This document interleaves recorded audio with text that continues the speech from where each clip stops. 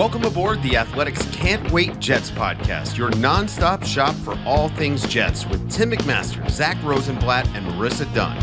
Can't wait.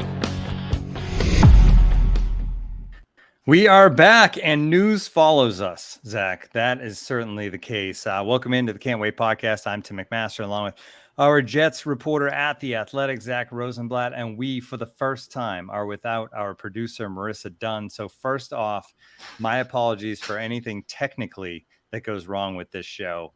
It's not my fault, but I'm going to do my best to get us through. And we got some extra stuff we got to throw in here.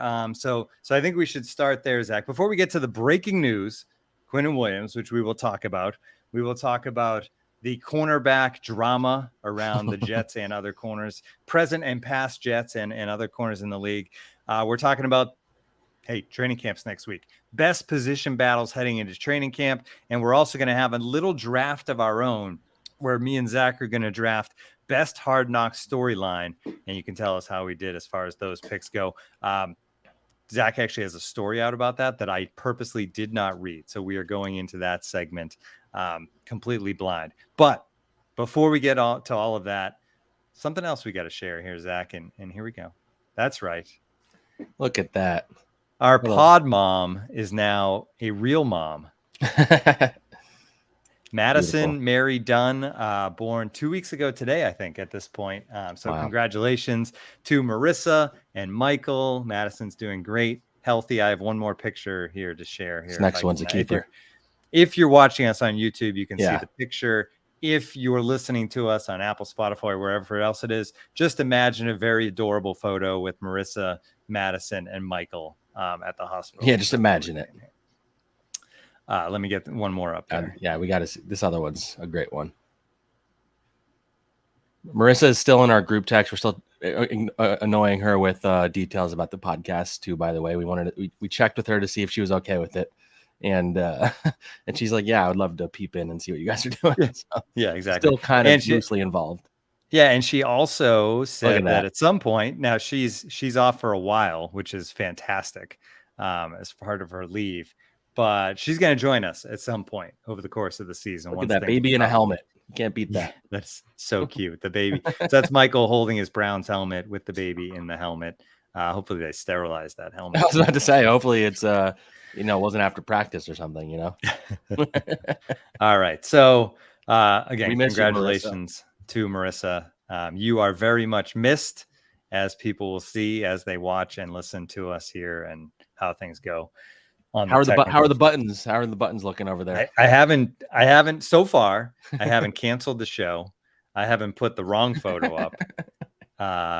So I think I'm on a roll. You have me. I don't know if you've ever seen the movie MacGruber, but there's a scene in there where he's supposed to like disarm a bomb, and there's like a lot of wires. He's like, "There's so many wires here. I'm more of a 3-wire guy." Imagine you being like that.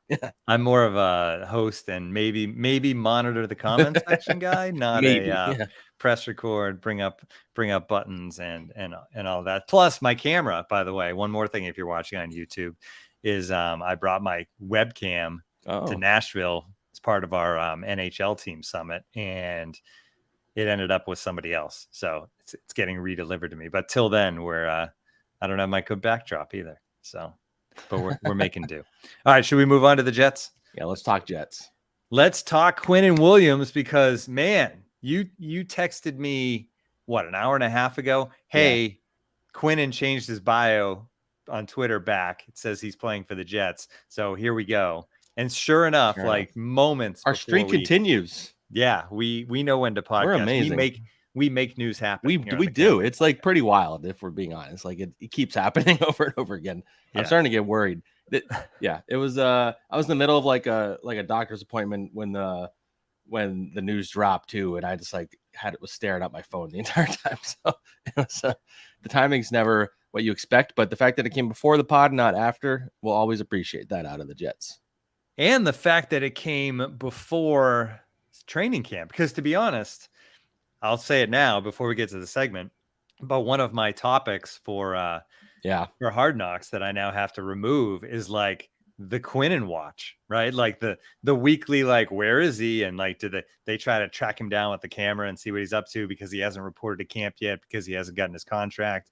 All that fun drama now won't be a part of Hard Knocks. Well, instead, it's going to be like happy Quinnen like strutting into one Jets drive. Well, a lot of fans remember this because they have better memories than I do. But I think on the previous Hard Knock season with the Jets, I think they were in the negotiations with somebody. And like, I think that was on the show. Like, they went to a restaurant. It was, I guess it would have been Tannenbaum was the GM back then. And so a lot of people were joking, well, I guess Joe Douglas doesn't have to meet up with Nicole Lynn in I think it was called Roscoe's or something. It's pretty cyclical, but this one worked out better. Like I joked to you beforehand. I'm like, well, there's look at the Jets, like getting rid of a controversy before they have to deal with it in training camp. So, big news, big contract. Ultimately, and we've talked about this on past episodes. I reported about it earlier in the off season. They were always close, but there was like a sticking point on both sides. Like, the Jets wanted a longer contract. Quinnen side wanted a more traditional 4-year deal, like all the other defensive tackles were getting.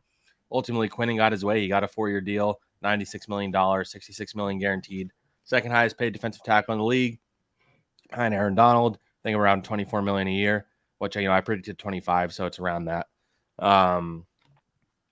And the richest contract, like, in total in Jets history, which is significant. This is a kid that, it took him a little bit to get into his groove. He was always solid, I think, but he became a star last year at the perfect time for himself and his family. I think he just had his first kid. I don't know if it's a boy or a girl, but I think during like the OTAs range, he had his first kid. So this is it's a big moment for him, big moment for the Jets, an organization that hasn't done a great job of keeping their draft picks, whether they were good or not, of signing them to second contracts. I think the only one over the last few years was Nathan Shepard, and he was a 3rd-round pick, I believe. This is the first like extension, I believe people said, that Joe Douglas has signed any player to since he became the GM, which is pretty crazy to think about if you look at some other teams in the league. But he's the signature draft pick of the Mike McCagnon era. It's hard to mess it up for 2 in theory, but teams have done it, including this one at number 2. Yeah. This is huge, and now you just remove a distraction. You bring arguably your best defensive player. He was certainly their best one last year. You could argue whether it's him or Sauce going into this year, but talent-wise, they might not have a better player on the team, including Aaron Rodgers. Like, Aaron Rodgers is still very good, but Quinnen Williams is like played at an Aaron Donald level last year. Like, their defense is not as good as it is without him. I think you saw it. There was a game where he missed where the defense was not as good. This is important. They get him in the building. The signature pick of the McCagnon era is Ja'Kai Polite, is what Taylor just said. Thanks, Taylor. Pretty good. That was pretty brutal one. What a draft that was. So they got Quinnen locked in. I wasn't sure it was going to happen before camp. Clearly the Jets just didn't want it to be a distraction because they relented on, like I said, I'm calling it a game of chicken. It was kind of like with the Aaron Rodgers thing. The Jets kind of relented on the Aaron Rodgers trade talks because they wanted that to happen. And it feels like kind of similar here where they're like, all right, we'll just do, like you kind of joked before the pod, they could have signed this one a while ago, technically, because this is just like you do a little bit more than the last guy, and that's pretty much what it wound up being. I think he's a little more than Jeffrey Simmons. Well earned, well deserved. It's out of the way now. Fans stop freaking out. From the beginning, I said it was going to happen eventually. I was never worried about it when, like, that it would happen. I was just curious when, because the line from the Jets was just that they didn't feel like they were in a rush. Clearly, they maybe weren't in a rush, but wanted to get it done. And now they go into camp, and you can, focus on getting better in training camp. There's a couple, things they probably need to get to. The Aaron Rodgers contract will have to be restructured at some point.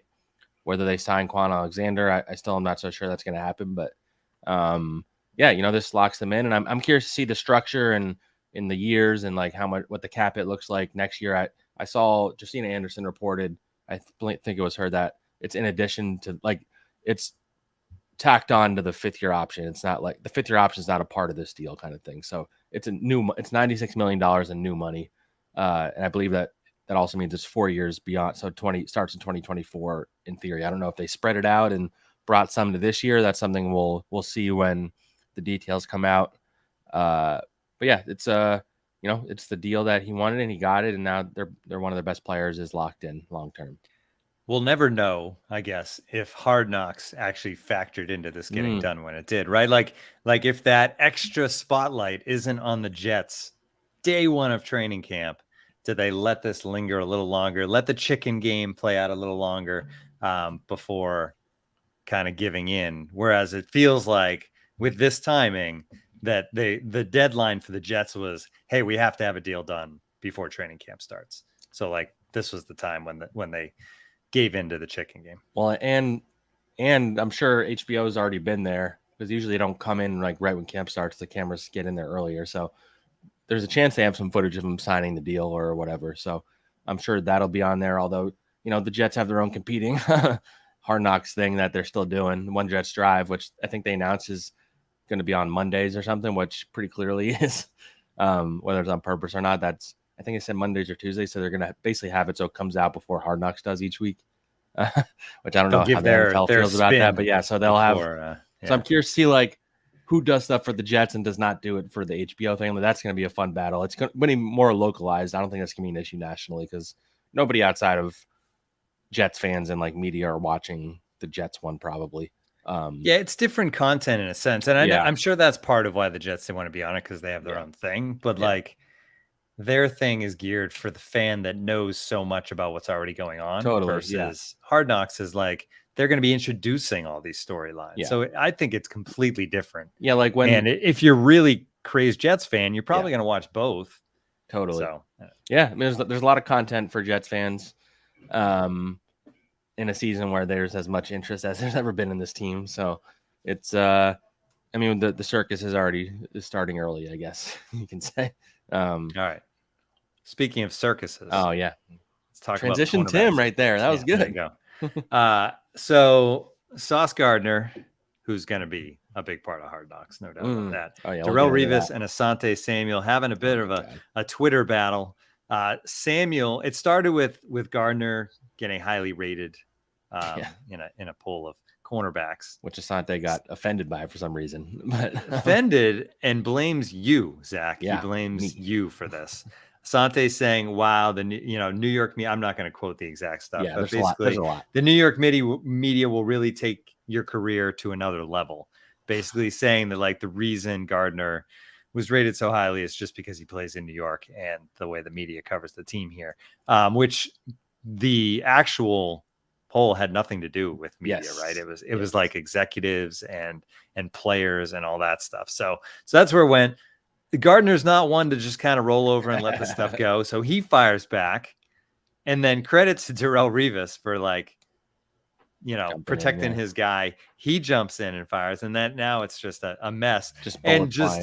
But for anybody who loves football, like there's nothing bad about this, right? Like it's all in good fun. And it's all dumb off-season stuff. It's great. Right. It's cornerbacks. I think Darius Slay, funnily, like he's hilarious. Darius Slay is one of the funnier personalities in the NFL. I think he's like tweeted about how cornerbacks always just can't keep their mouth shut. Like that's just the personalities. I feel like receivers used to be that. Receivers and corners, yeah. But corners in particular now.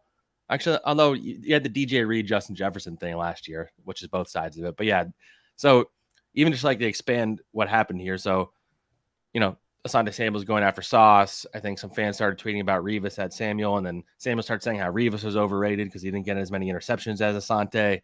And then for some reason, Chauncey Gardner-Johnson, the safety, gets into it and is like agreeing with Asante stuff. And then there's like Quandre Diggs, and then there's these, those Twitter Spaces things. So Chauncey Gardner-Johnson did a Twitter Space to explain what he was saying, and DJ Reed was in there. And then that ended. Sauce Gardner started his own because he was still mad about what Chauncey was saying. So Sauce and DJ Reed and Darius Slay is in there too, are like kind of all talking about this whole situation. Then Chauncey comes in, tries to defend himself again. At one point, Chauncey and Sauce alluded to, which, kind of flew under the radar, I thought, alluded to how they thought Chauncey was close to signing with the Jets at one point. And I don't know if I heard it correctly, but it sounded like Chauncey was also trying to get Darius Slay because there was a point where Darius was going to get cut by the Eagles, and then he returned, where he was like going to try and get Darius to go with him to the Jets. But I never heard anything about the Jets being like seriously interested in trying to get Chauncey necessarily. He wound up signing a pretty below market deal with the Lions, I believe. And ultimately the Jets went with Chuck Clark and then Adrian Amos. Anyway, it was just like all this ridiculous drama. And then Chauncey leaves the chat again, and then Sauce is still kind of talking, and it just, it's just funny. And I don't really, it's weird. And Sauce kind of talked about this a little bit, both in the spaces and on Twitter. I don't like his level of success and fame. It seems like has annoyed people for some reason. Like fans from other fan bases get like offended by him. They're like, oh, he's always, he's doesn't get called for defense pass interference. He's grabbing them all the time. And you have guys like Chauncey and Asante Samuel coming after him. Like Sauce has done nothing wrong. He doesn't even party. Like he goes home and plays video games. He likes to tweet. He's getting recognized by all these different publications. He's not the one making them do that. And so he wasn't one of Samuel's shots, like instead of defending those passes, try picking them off. Oh, it's insane. Nobody caught the ball. He only says that because that's what he did when he was in the NFL. He got a lot of picks, but like he's posted a video today. It was like a ridiculous rant, where he's like, don't tell me about how they're not throwing it to that side of the field. They're getting thrown at. Maybe they're not getting thrown at as much, or blah blah blah. Like I'm like Darrelle Revis in particular. Like the idea that he thinks he's better than Revis. Like I get it. You're going to root for yourself, but Revis. And cornerbacks have to down an entire side of the field. Like teams, the Jets, like this, there wasn't really many cornerbacks that ever been like Revis, where like the Jets defense, they were scheming everybody else around him because they knew they could just leave him on a literal island, and he would get the job done. He would go against Calvin Johnson. He would go against,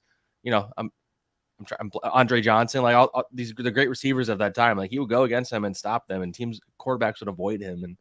And like the idea that because Revis didn't have as many picks as Asante Samuel, like go and ask opposing quarterbacks and opposing offensive coordinators who they feared more between those two, and they would tell you Revis 100% of the, maybe not 100%, but I think pretty close to that. And so, there's that side of it, which that part of it was pretty crazy. And it was kind of funny to see Revis chime in, and he was like, I don't really remember much about Asante Samuel. Then he did this like very detailed, specific story that he remembered about Rex Ryan, like smack talking Asante, which so clearly he did. It's just like funny trash talk. And it actually got me thinking a little bit, because the Hall of Fame game's coming up. So I'm working on some stuff about Revis, and Revis and Sauce, they're very different players. Like Revis was like 5'11", Sauce is 6'4" and long and lanky. But in terms of the personalities, like they both have and I think there are a lot of great athletes that have this about them.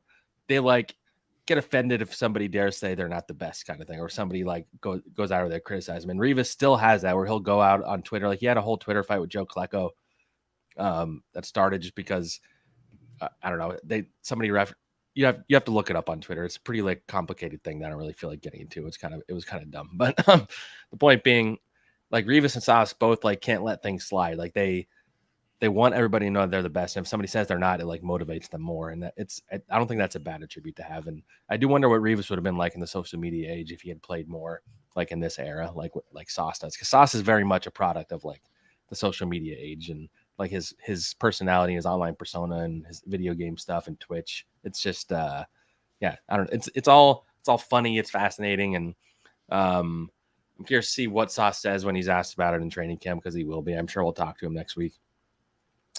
But yeah, just more Jets drama. And it was just funny seeing, I don't know. If I was anybody online, I would not recommend angering the Jets Twitter, is what I would say. So they're going to be living in Asante Samuel's feed for a while now, especially because he keeps talking smack about these guys. And that's the funny part. Like Sauce, he's been smart in the past. He kind of like rallies the troops without directly rallying them. Like last year, there was a point where like PFF like credited him with giving up a touchdown or something, and he quote tweeted PFF, and so of course Jets Twitter just like went at PFF, and then eventually they changed it. Yeah.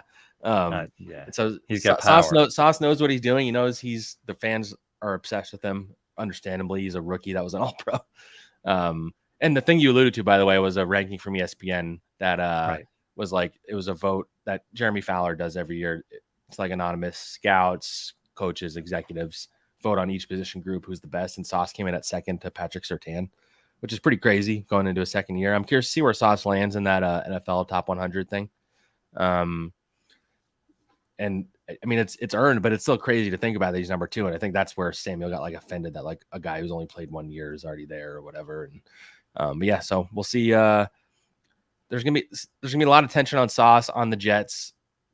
I'm sure Robert Saleh would prefer that he didn't address every single controversy as the season goes along, but that's kind of the age we live in. So it's going to be interesting to see how things progress this year. And if Samuel's going to be, if Sauce gives up a touchdown one game, which is inevitable, like it probably will happen at some point.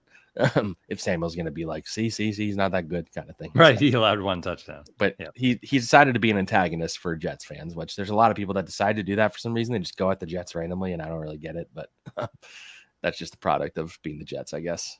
It's not worth it. It's not worth stirring that beehive, so to speak. Yeah. All right. Let's move on to looking ahead to training camp. And the 5, we're going by your article, Zach, which you have the top 8 position battles, I think, overall. Yeah, I just picked out 8 that I think are legit battles, and I ranked them out based on interest. Yeah. So we're going to do 5. If you want to read that full article, go to theathletic.com/can't wait. You can subscribe now, join for $1.99 a month for 12 months. We're going to start at 5 and then crank our way up to number 1. So number 5, best position battles heading into training camp. Starting strong side linebacker. And just to set the stage here, the players in question, Jamian Sherwood, Zaire Barnes, Hamsad Naziruddin. I still can't say his name. It's been years now. I got to work on that. Anyway, and then the wild card at this position battle, which I'm just waiting for the comment section to light up. Quan Alexander, who is still a free agent. Seems like he's not coming back, though. Let's start there, right? I mean, at this point, I mean, that's what my gut says. Like, again, I can't really speak on it because I don't know, like, the why. I don't know if it's because he's asking for more than they're willing to give, or if they want to see what they have in these guys. Like, is this the part where we all go nuts for Quan? Yeah. Taylor asked. Taylor's dominating the comments so far. Well, on Twitter, I still get stuff about Quan. I even saw some people tweeting about how that's like the next thing they got to do and all that stuff. The reality is that they have no reason that it should be taking this long if they really wanted to bring him back. But like, as I've been saying in like radio interviews and stuff, as long as he's available, he'll be an option. Like, he knows the defense. If they go into camp, they don't like what they're seeing from Sherwood and Hamza and Zaire Barnes, then they can, they can bring him in. There's still some other, like, he's not the only veteran. I listed a few in the article: Miles Jack, Anthony Barr, which is a name that Jets fans, I don't know if they would be happy to bring him in at this point because of what happened when he tried signing here a while back. Zach Cunningham, Deion Jones, Rashaan Evans, bunch of veteran guys that have experience, which is kind of like Joe Douglas does tend to bring in a couple guys like that once, like, late in the process. So we'll see. Maybe it's Quan, maybe it's somebody else. I do think linebacker spot, there's not a lot of depth there.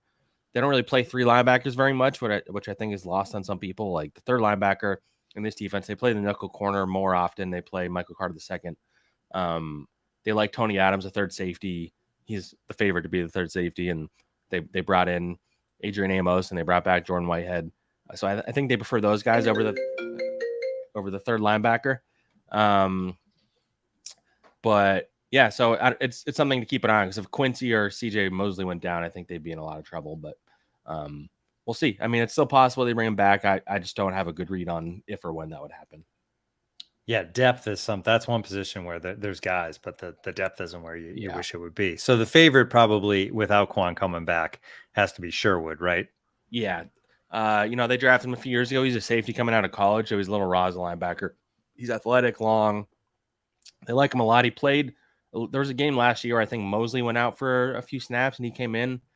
He gave up something in coverage, but I don't know. I think they want to see what they have in him. He's young, and it'd be if he's a guy that could be good enough to start, I think that'd be ideal, honestly. So. All right, moving on. Number 4, best position battles in 2023 training camp, left tackle. I actually thought this would be number 1, just because it's, I think, one that, like, maybe the fan base thinks about the most, just because it's Mekhi Becton. But it's Mekhi Becton and Dwayne Brown. This one's interesting for another reason. One, like, if both guys are ready to go, feels like it's definitely going to be Dwayne Brown based on everything that we've heard from Robert Saleh. But that said, what if he's not 100%, and then Becton has to fill in, and then that's where it all gets confusing and murky. Yes. Then that's kind of why I had it 4th instead of 1. Because I think, all things being equal, I think it's Dwayne Jobs Brown to lose. That's what I was about to say. Dwayne Brown's job to lose. And like I said in there, I think he'd only lose it if he wasn't healthy enough to go. But like you said, we'll get in the right tackle thing soon, obviously. Like the whole complicated thing to me, which I'm curious to see how it plays out. Like, I don't know if you want to be moving Mekhi back and forth a lot. So, like, all right, so Dwayne Brown, I imagine he's not going to, even if he practices day one, he's not going to be full go. And I imagine he won't practice day one. So are you going to give Mekhi Becton all the left tackle reps, first team? Are you going to rotate him at left and right? Because he's competing at both sides, by the way, technically. Like, if he's not the left tackle, he's an option at right tackle. But, like, he doesn't have a lot of experience at right tackle, so you're going to give him those reps so he gets more practice with it, or are you going to give him the left tackle reps because if Dwayne Brown's not ready to go, he's your best option? Like, that's something I'm going to really be keeping an eye on in camp in terms of how they spread out the first and second team reps. Billy Turner, someone who has some experience on both sides. Max Mitchell, too. I think all of them are more ideal on the right side.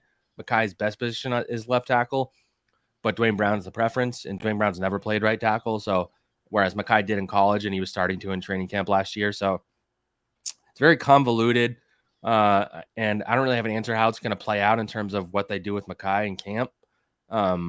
But if they don't think Dwayne Brown's going to be ready for week one, or they don't think he's going to be ready, by the end of the preseason or something, like I'm just very curious to see how this goes. Like, will they give Mekhi Becton a real chance to win left tackle? Maybe they will, and I've been, I'm not thinking about that enough, but I feel like Dwayne Brown, the way they talk about him and how much respect they have for him, I just don't see him not being their left tackle when he's healthy. So that's why I had that fourth. Otherwise, it's the most important position outside of quarterback, obviously. So it's very important, but I think the other ones are more interesting just because I feel like they're more wide open. All right, number 3. This one's fun. Number 3 is number 2 running back spot behind Breece Hall. And why that's more interesting is because there's a very good possibility that week 1, the number 2 running back is actually the number 1 running back. But Michael Carter, Israel Abanikanda, and Zonovan Knight are the 3 guys there. The wild card in this one is Dalvin Cook, but that doesn't feel like it's happening either. So when you think about the other 3 guys, how do you see this one playing out? Yeah, the Dalvin Cook thing looms. I think if his price went down, then I think they'd definitely be interested. But assuming that doesn't happen and he goes to the Dolphins or whatever it is, like it's Michael Carter, it's Izzy Abanikanda, and it's Bam Knight. Each have their merits and their demerits. Michael Carter, they like his ability as a pass catcher. He's one of the more beloved teammates in the locker room. He was really good as a rookie. But last year, when Breece Hall went down, his production was not good. It was not good to the point that an undrafted rookie and Bam Knight that wasn't even on the active roster supplanted him as like the number 1 guy. And he had that brutal fumble late in the Bills game that arguably cost them the game. They trust and believe in Michael Carter, but I don't think he's not an explosive fast guy either. So you're not getting like the Breece element that you would want. Bam Knight, he showed some flashes, he showed some shiftiness, some explosiveness in those first few games, but then once teams kind of had film on him and they knew what he was at the end of this, but the last like 3 or 4 games, I think I wrote it down here actually. He averaged 1.8 yards per carry in the last 4 games, which is just not good. And then you have Izzy Abanikanda, who's a 5th-round pick for a reason, but mid-round running backs have made a splash early. He's going to be I think the youngest rookie to ever play for the Jets. He's still only 20 years old. I think he will be when the season starts, which is really young, but he's fast. He's explosive. He's really productive in college at Pitt. I've been saying the whole time, I think the Jets believe in him and believe in his ability to help right away. I don't know if he's ready to take on a full workload, and whether Breece Hall is available or week 1 or not, I think Izzy will have a role. And I think, the way I predicted it in the story and the way I think it'll play out is Michael Carter probably leads off the season as the number 2 guy, or 1 if Breece Hall can't go. And then as the season progresses and, Izzy Abanikanda gets 3 to 5 carries or whatever it is, and he gets a long run in those, then it's going to be hard to keep him off the field. And Bam Knight is an interesting one because I do think he has some skills, but that is a spot where if they do believe Breece Hall is going to be back, like, are they going to try and sneak Bam Knight through to the practice squad? I know Nathaniel Hackett has been known for using fullbacks, and Nick Bodden got a lot of reps in camp. So how many running backs do you really want to keep on the roster? They have an undrafted guy, Travis Dye. I don't think he's really in the competition. He'd be more of a training camp guy. So something to think about. But yeah, ultimately, I think Michael Carter is the veteran with experience that unless Izzy outplays him by a lot in camp, which is possible, certainly, I think Carter is the favorite at the very least. You're on mute, Tim. the buttons. Construction next door. Bam and Izzy is a tremendous running back tandem. If that could somehow happen at some point, even if it's only in practice. All right, number 2, starting center. This is the classic like rookie versus the veteran, right? Does Connor McGovern have enough experience and all that moxie to kind of keep the job with Joe Tippmann, the high draft pick, kind of banging at the door, and then Weiss Switzer's kind of in the mix as well? Yeah, as we talked about early in the offseason, I was surprised that McGovern came back, especially at that price, which is $1.9 million, which showed that they were willing to make him a backup. He might have just taken a pay cut to come here. I don't know, or the market wasn't there. But Connor McGovern's a solid center for the last 3 years. Missed only 2 games, I believe, that he could have. And then they drafted a guy in the second round in a year where they used a first round pick on a guy who's a situational player. And I think the goal is to have your second round pick on the field. And so I think they want Joe Tippmann to win the job. They will go with the best 5, and Tippmann's ability to also play guard maybe helps him in that he could, be a versatile backup. Connor McGovern can also play guard a little bit. But yeah, that it's going to be interesting. I think it will be a legitimate battle. I think Wes Schweitzer will get some reps. He has a long history with Keith Carter, their offensive line coach, dating back to when he was in college. Keith Carter was a coach on that staff with him. Yeah, ultimately, I think this is Joe Tippmann's job to lose, but I wouldn't necessarily say he's a lock to win it, is how I would describe it. Certainly fair. All right. And finally, the other tackle spot, switching over from the left to the right side. And again, you mentioned Becton again here, and that's where this really gets complicated, is which side is he at more? Billy Turner, Carter Warren, Yadni Kajus. I mean, name recognition, it's obviously Becton, but he's got a lot to prove. How does this play out? Yeah, this is an interesting one because there's like 3 different flavors there. I've said from the beginning, I've written this many times, like the best case scenario is Mekhi Becton is healthy and a starting offensive lineman for the Jets, because talent-wise, there's not a better player on that offensive line. I really believe that. He has the talent to be an absolute stud. He's huge, athletic. Like, they don't make people like him that look and move like him. But he's played 1 game the last 2 years. He's had some trouble staying in shape over the years. A lot of that has to do with getting hurt. He's in the best shape of his life right now, but he still didn't practice at all in OTAs. He's publicly criticized the coaching staff, which, can't be ignored. Whether it was those criticisms are merit or not is another discussion. But so I think you want Mekhi to win, but he by no means will be handed a starting job here. He has to go and earn it. He has a lot to prove, especially to a new offensive coaching staff that wasn't in the building with him. I think Keith Carter is a good motivational coach. He's rubbed some players the wrong way in the past, but if somebody's going to get Mekhi on his stuff, and if Mekhi wants to take coaching well, this could be a good match. But ultimately, you have Billy Turner, who I think it can't be ignored that he's been a starting offensive tackle for Nathaniel Hackett coach teams for the last 3 years, I believe. Each of the last 3 years at right tackle for the Packers and Broncos. So they have a familiarity. He's close to Aaron Rodgers. Aaron Rodgers knows how he operates. I think he didn't grade very well last year. It was a bad situation in Denver, so that probably should be factored in. But he's a veteran, so that's why I had him as my initial, like, he starts out the season there kind of thing. I don't have like a lot of confidence in that, I would say, because Max Mitchell, as we talked about many times on this pod, he was really, really solid last year, way better than I think even the team expected, because they drafted him thinking he'd be a developmental guy. And then right when he's getting into the groove of things, in Jets fashion, he has this blood clot condition that comes out, and he has to sit out the rest of the year. And he was a full go in OTAs, and the team is still very high in his talent. But, we need to see him out there and see where he's at physically and all that. I think, there's a scenario where ideally he'd be the guy that you can lock in there because you have him under contract on a very cheap deal for the next few years. And Mekhi Becton is going into his last year now because his option was declined. So I could see I wouldn't be shocked if Max Mitchell was a starter by the end of the year. And then, if Mekhi Becton's healthy in week 1, it'd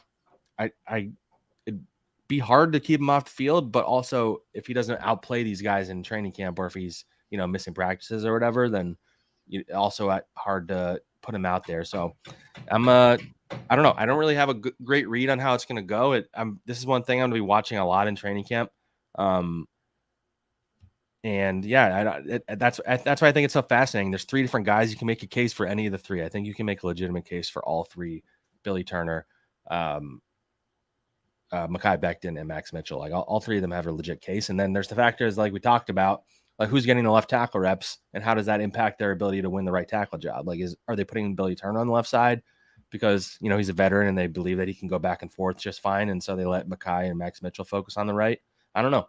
It's fascinating to me. And it's going to be, I think they have three good options. I would say, I think all three are solid offensive tackles. And that's a good spot to be in. They have a lot better depth this year. Wes Schweitzer can play all three interior spots. You know, they drafted Carter Warren. He's from Pittsburgh. They brought in a few other guys. You know, they have Joe Tippmann. They have Connor McGovern. Like this group is more, you know, weathered in the way that they're going to be able to take on injuries more than they did last year. But yeah, I don't know. My gut says Billy Turner week 1, but I could be convinced otherwise in a day or two. So. Yeah, one practice, right? You're watching, and it could go the other way. All right, that's it for the best position battles. It's going to be a lot of fun, and those are the best ones, or the ones where you really don't know, and it could go any way. And I'm sure that those are the type of battles that Hard Knocks will cling to too as you go week to week and monitor these things. And that takes us to the Hard Knocks storyline draft 2023. Zach has a story out. I think it's 15. Yeah. 15 storylines to watch on Hard Knocks. But we're going to draft. We're each going to draft 5. We're going to go back and forth. I'm going to go first, Zach, because you clearly put more thought into this than me. Are we going to go snake draft? Like I get 2 picks in a row? Okay. No. It's up to you. That's kind of annoying doing 2 picks every time, right? Yeah, let's not do. We can go back to forth. Let's just go back and forth. All right.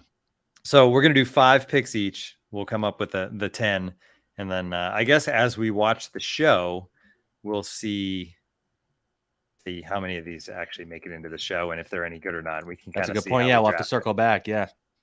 All right. First pick, and I don't know. It's tough. Like, what's the biggest one? But the most fun, I think. Yeah, I think that's what I'm drafting is the one that's gonna be the most fun. Yeah. Okay, most fun cooking segment with Mekhi Becton. Ooh. Where the camera's back at his house. It's either him or his personal chef, and they're telling you, like, how did Mekhi lose all the weight? How is he in the best shape of his life? This is what he's eating. Protein packed, lots of vegetables. Like, this is where it kicks in, all that stuff. But we're there in the kitchen. We're seeing the food get made. We're seeing Mekhi eat it. Mekhi's talking about how, like, this has changed my life. I never thought I would like vegetables as much as I do now, and it's turned around my career. We all go through that in our lives where we realize vegetables and I can't wait to go out there and show everybody, including this dumb Jets coaching staff, that I'm here to stay. That's my number one. I can't wait. And the possibility that he pops off is also a factor there. Yeah, for sure. I will say, if you have any other ideas, I mean, we may get to them if you're throwing them in there now. But like, fill up the chat. Yeah, what you're most excited about? So I'll start with one, and I included this specifically on my list because it's something that I've had like direct contact. Anyway, my number 2, I would say, is walking the dog with Garrett Wilson. So he like I wrote in the article, like he was very good at, like, if you wanted to talk to him, he was totally down to talk most of the time. But if you caught him at the wrong time, he'd always be like, "Oh, I can't, man. Can I get you tomorrow? I gotta go walk my dog." He would say that constantly. I don't think he was lying. I wrote in the article, very relatable. I've had many times where I like haven't been home all day, got to get home, walk the dog. I want to see this dog. It's I love a good dog on these shows. Seeing him home, he's this young kid walking around the neighborhood with walking his dog, picking up the poop, all of it. I want to see him and his dog and their home life. And I will say that in New York, the picking up the poop seems optional from when I wander around. But that's, it's not that hard. Just even if you forget a bag, just somebody around you probably has a bag. Just ask somebody. Yeah, or go get a bag. Like I've done that. I've forgotten the bag. Oh, totally. I've gone home. The poop will still be there when you come back. Anyway. Yes, but yeah. So I'll put Garrett, especially because I feel like everybody knows. We'll get into that because I don't want to spoil one of my other future picks potentially, but I am curious what Garrett Wilson's like home life looks like in general, because he's not as open about it as some of his teammates, I would say. Yeah, they'll do their best to get in there. It's not like Sauce. Like, no problem getting into what Sauce is doing, and that'll come up too, I'm sure. Yeah. All right, My next pick, I'm going with that. Maybe this one's obvious, but I still think it's something that's going to get everybody fired up. So I'll throw it in here. The Breece Hall Rocky rehab montage video where I don't know if he's punching the cow in the freezer, or whatever he's doing, whatever old school rehab stuff. There's always somebody they feature who's coming off an injury on that show for sure. Yeah, and obviously it's him. You see him in the weight room. He's building it up. You're hearing from his teammates who are like you see the flashback to the injury, right? And it goes like black and white and him getting taken off the field. And then here he is putting in all the effort to get back week 1 and be that explosive player again. So that's my number 2. So Taylor just stole what I'm about to reference, because when I was writing this and when I tweeted about it before I posted it, the number one response I got, and I get it, was Michael Clemens, and what his presence will be on the show is like. I keep thinking that he's not as like insane or crazy as James Harrison, but like that kind of energy is what I'm kind of hoping for him. I don't know if you remember the season. I forget what team Harrison was playing for at the time. I don't think it was the Steelers, but he like the HBO cameras would try and like film him and he would like tell them no and like shoo them away kind of thing, or he'd like intimidate them until they left kind of thing. And then they show that, right? Michael like Clemens chasing the camera down exactly off the property. Yeah. And Michael Clemens, there's a video. I was trying to find it on Twitter for my article. I couldn't find it. There was a video he did where he was walking off the field with Carl Lawson, or he's walking to practice with Carl Lawson, and like the Jets social media people were filming something, and I don't know, or he just like barked at them. And it was like if he did that to me in person, I might run the other way. And he's just a fascinating person. There's the whole story about how he watched the draft like alone in like a dark room or whatever. And he just seems like somebody who people outside of New York have no idea who Michael Clemens is outside of like his college fans, Texas A&M, I think he went to. And he's such a fascinating person. He doesn't say much when you talk to him interview wise, but I'm curious to see what his presence would be like, and if they'll have like some sort of segment where the guys are talking about him and stuff. So he's someone I have my eye on for sure. Yeah, the quote from the teammate who's like, "I'm afraid of him." Yeah, exactly. And they like do some like funny music or something to go with it. Yeah.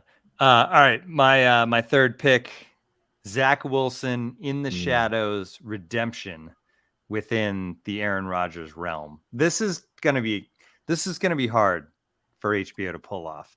The goal is to make everyone feel bad for Zach Wilson, right? That's what you want to pull at the heartstrings. Like, he wasn't ready, but now maybe it's getting ready to be his time. And now he can look up to the guy that he's, his favorite player for all these years.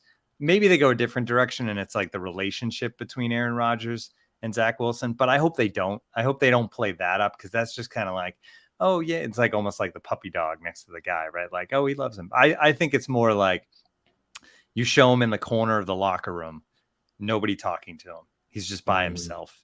And then you interview him and he's talking about how he had it all and it slipped away, but now he's ready to start climbing the ladder and get it back, and just make everyone forget why they've come to maybe not like Zach Wilson over the last couple of years, and be back on the bandwagon.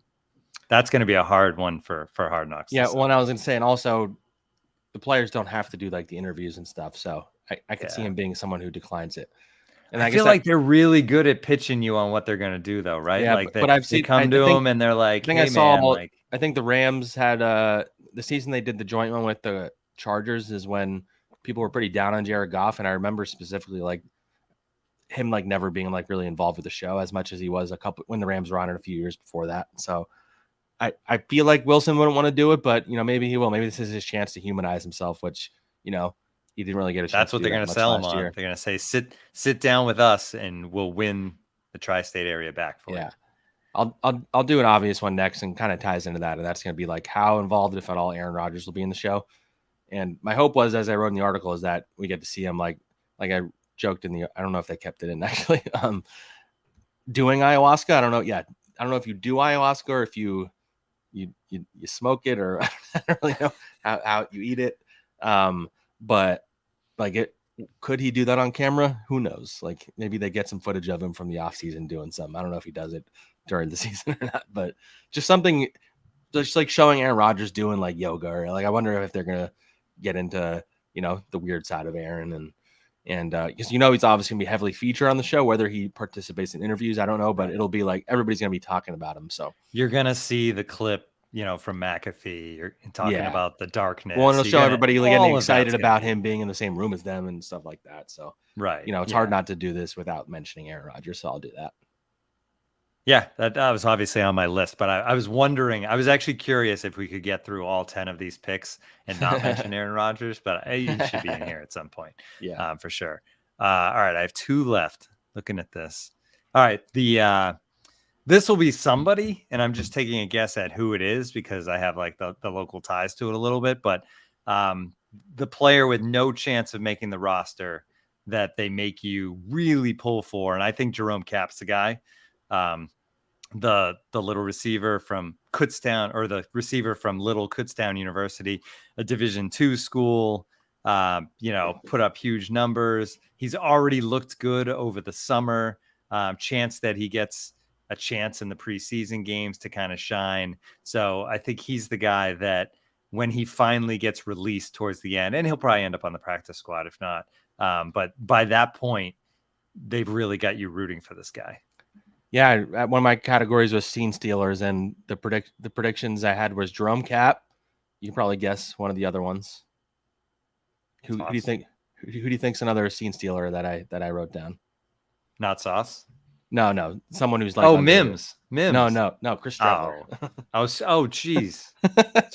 Well, first of all, Streveler should have been our number one thing. Well, he's like the nominal number one. Like we don't need to put him on the list, but right, it's understood. The other thing is like, I feel like within New York Jets fandom, the Streveler storyline is kind of played out through last year, but it probably hasn't nationally. So that'll be interesting to see. It kind of did, because when he played in that Jaguars game, people were going crazy, and that photo is resurfacing. So I don't know. I feel like there could be something there.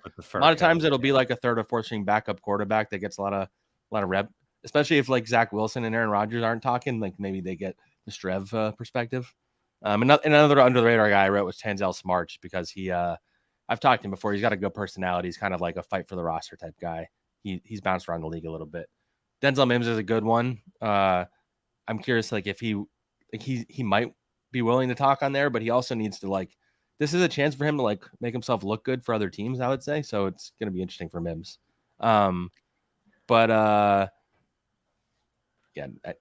I need to use my power to get Chris Streveler featured by Hard Knocks. Yeah. I wish I had that. Your New York media power, referencing Asante Samuel. Okay. I'll go with, for my next pick. I have a few I like here. I'll go with Will McDonald, because he's such a fascinating personality, which I wrote about in that big story about him. But he's a guy who does parkour. He does like jujitsu. He likes to fix old cars. He's obsessed with anime. He did wrestling and soccer in high school, and he's our first round pick. He's a very gregarious, interesting personality. And so I could see him kind of being a good subject for Hard Knocks to follow around and talk to his family and stuff like that. He's a guy that this fan base is going to like a lot, I think, especially once he develops into the player he's going to be. He's a first round pick, so there's some appeal for HBO to focus on him. So yeah, he hasn't signed his contract yet. Technically, I don't think that's a concern, but he hasn't signed it yet. So I'll draft Will McDonald there for my fourth pick. I have one that I want to go with, but I just don't think it'll happen. So we could talk about it at the end. If it's not your pick, it may be your last pick. But my last pick is going to be, I think Woody Johnson is on camera a lot here. I think he was on my top 15 list. Okay, he's back from his European vacation, whatever you want to call it. Obviously he was back last year, but now that the lights are on, he's ready to take back kind of vocal command, and I think he does some interviews. I also think he was a big part of the last one, right? He did not shy away from listeners will be able to tell us better than that, because I don't really remember from the cameras. So I think Woody's a big part of this, selling the Jets brand, letting everybody know the Jets are back, and pumping up how great an owner he is. That's a good one. All right, so before I make my pick, I'll list off some of the ones I could consider that were in my list. Robert Saleh motivational tactics was one of the things I had on there. Every year he has a new catchphrase, and And also his home life, I'm sure, will be a part of it. He has 7 kids. That was actually the one that I avoided. Yeah. Was I can see like they would want to go That's home like with a thing. and see all the kids and everything. Yeah. But Sal has been the most vocal guy of like not wanting the Jets to be a part of Hard Knocks. So I feel like that's a good for point. him to then allow that to happen would be off brand. That's a good point. I see Jay Uzama, maybe go to Broadway show with him. He loves Broadway. I wrote down like the big personalities that jump out. I put down some of the guys I listed off are Michael Carter, DJ Reed, Quincy Williams, Alan Lazard, Billy Turner, and Thomas Morstead, the punter. I think those are all like personalities that would jump out if they feature them.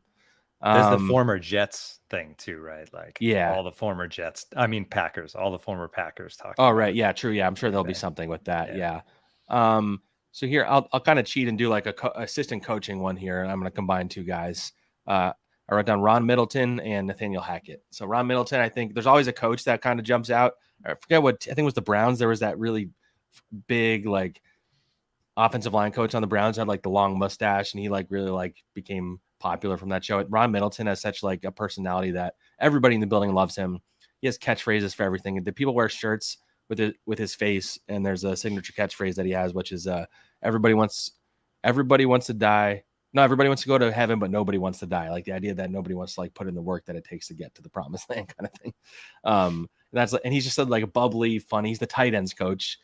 He's the one who replaced Saleh when he had COVID, and so I think he's a guy that will jump out on the show and probably be willing to talk because he's someone who has wanted to. He said a lot how he wants to be a head coach one day, and this is an opportunity for him to kind of jump out. And then Nathaniel Hackett, there's 2 layers to it. The first layer is he hasn't really talked about what went down in Denver. Like, would this be the time when he does it? Like everything that went wrong, is he going to talk about, how it made him feel, anything like that? He's kind of avoided that so far. And then the other side of it is his personality. Everybody talks about his high energy. His meetings are famously supposed to be fun. I know he's obsessed with like Austin Powers. He was like, he taught like a hip hop dance class or something when he was younger. Like there's a lot of fascinating aspects to Nathaniel Hackett. And the failure, right? That has failure. Yeah. So there's a lot of interest there. So I'm curious to see how involved he'll be with it and if he's willing to talk about his Broncos past. So that's where, and the one that we didn't, I mentioned, neither of us picked Sauce.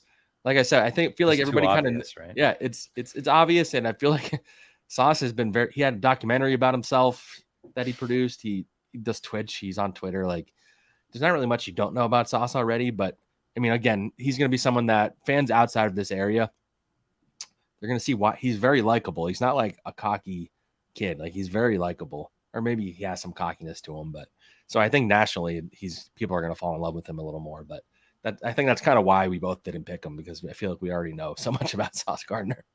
If Asante Samuel thinks he's got a big reputation now, like give it a month. Yeah, exactly. Right? All right. That was fun. That was fun. We got to circle when does back. It actually start? It's the week after. Like training camp starts next week, and then Hard Knocks. Is it 2 weeks later? How long do they need you in a second? Let's see here. Okay, can't find the premiere date. No, I can't find when it is. But last year started August 9th. I think it'll be before that. All right, so it's like a week or 2 then. Yeah, especially with them in the Hall of Fame. Because they have the earlier game. So yeah. It's going to be a lot of fun. I'm looking forward to it. I'm not necessarily looking forward to watching every single episode, but I am looking forward to the content. And rather than just talking about like who impressed you in camp today, Zach, we can actually like dig into behind the scenes. What I want to do, and I think hopefully there's enough access like for you on the real side of things, but like what Hard Knocks, what's real and what's make believe, from episode to episode, where like we see something on the show and you maybe have the insight that like, yeah, that's being blown way out of proportion. Yeah. It'll happen for sure. Yeah. Yeah. So stick with us, I guess, is the moral there throughout the training camp and into the season. I think I survived episode 1 without Marissa. We'll see how the audio version. You shouldn't have jinxed it. There's still some stuff you got to do. Yeah. Oh, right. I got to do the closing stuff. Although I already got the promo code in, so I don't even have to do that. There we go. Anything else, Zach, before you head to camp next week? I'm on vacation next week, so we'll be back the following week to catch up on what's going on at camp. Yeah. Yeah, I guess if this is our last one before then, I mean, I'll have observations probably just about every day. Working on some other stuff that'll be getting published. I'm not sure I forget what we did last year with training camp in terms of podcasts. Did we do like 2 a week, or was it just 1 a week? I think we do 1 a week until one a the week, season and then maybe starts, as stuff happens, the Hard Knocks thing might throw us. Well, we could just time it that way, right? Yeah, yeah. We'll get back to you guys on the schedule. We're still trying to survive life post Marissa right now, so but yeah, I'm excited for camp. Wish it was a week later than it is, but I am excited to get back out there. This team's gonna be a lot of fun. Training camp's gonna be fun. Standing in the humidity won't be a lot of fun, but we're back watching football practice, overanalyzing 11-on-11 drills, and I can't wait to be the one to overanalyze them for you. So follow me on all the stuff if you don't already. I'm going to be tweeting and threading, and because we got a new social media app since the last time we had an episode. I don't think we thought that would happen. How are you feeling about Thread right now? I don't know. Blue Sky. Are you on Blue Sky yet? I don't even know what that is. So. That's like Jack and the people that left Twitter. Oh, okay, I'm good. Thread has like potential, but like the feed is a mess right now, where it's like not in order and it's like not people you follow. So it doesn't give you what you want. Yeah, so I haven't really gone all in on it yet, but I'll probably try and incorporate it into my training camp coverage. I'm still on Instagram at Zack Blatt NFL. But yeah, keep checking The Athletic. As Tim said, we have a sale going on. And yeah, early August Hall of Fame game, I'll be there. Maybe we'll get Marissa before that to come back on for a little bit because the Browns. But yeah, so that's what we got. I don't have anything coming for you guys, I think, until early next week, which will be like a little training camp preview, and then Tim and I will get back together the week after that. Good stuff. Keep it locked into the Can't Wait podcast. We'll let you know on all those weird social media things that are popping up now, as if there weren't enough things that we had to communicate with people about. But thanks for tuning in, and we will talk to everybody next time.